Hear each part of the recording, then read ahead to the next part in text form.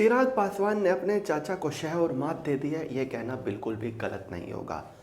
साल 2020 में बिहार में जो विधानसभा चुनाव हुए थे, उनमें चिराग पासवान ने अकेले चुनाव लड़ा था और उन्होंने साफ कहा था कि वो भाजपा के खिलाफ चुनाव नहीं लड़ रहे, वो नीतीश कुमार के खिलाफ चुनाव लड़ रहे हैं, क्योंकि नीतीश कुमार ने बिहार को बर्बाद कर दिया है।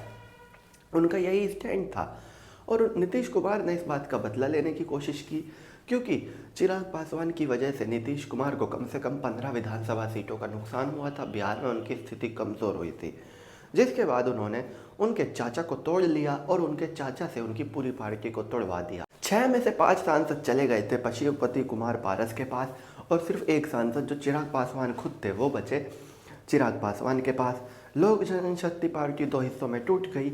एक पार्टी रही चिराग पासवान के पास और एक पार्टी रही उनके चाचा पशुपति कुमार पारस के पास। भाजपा ने भी चाचा का साथ दिया, चाचा को कैबिनेट मिनिस्टर बनाया, चिराग पासवान को कुछ नहीं मिला।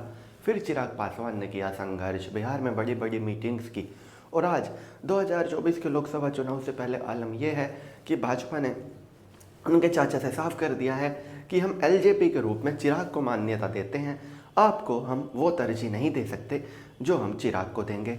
एलजेपी के हिस्से में जो 5 सीटें आई हैं वो पूरी तरह से चिराग पासवान के साथ रहेंगी। चिराग पासवान ही तय करेंगे कौन लोकसभा की सीट लड़ेगा।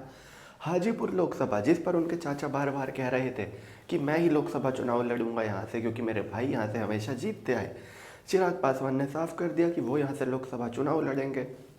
भाजपा ने ये सीट उन्हीं को दे दी है और अब बात कन्फर्म है कि चिराग पासवान ही हाजीपुर से लोकसभा चुनाव लड़ते नजर आएंगे।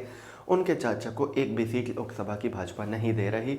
उनके चाचा से साफ कह दिया है कि आप चिराग से बात करो और आपके लिए हमारे पास एक ऑफर है, आपको कहीं का राज्यपाल बना देंगे और आप ही के गुट के आपके भतीजे और चिराग पासवान के चचेरे भाई प्रिंस राज को हम बिहार सरकार में कैबिनेट मंत्री बना देंगे। दिल्ली में फिलहाल तो आपको हम कुछ नहीं दे पाएंगे।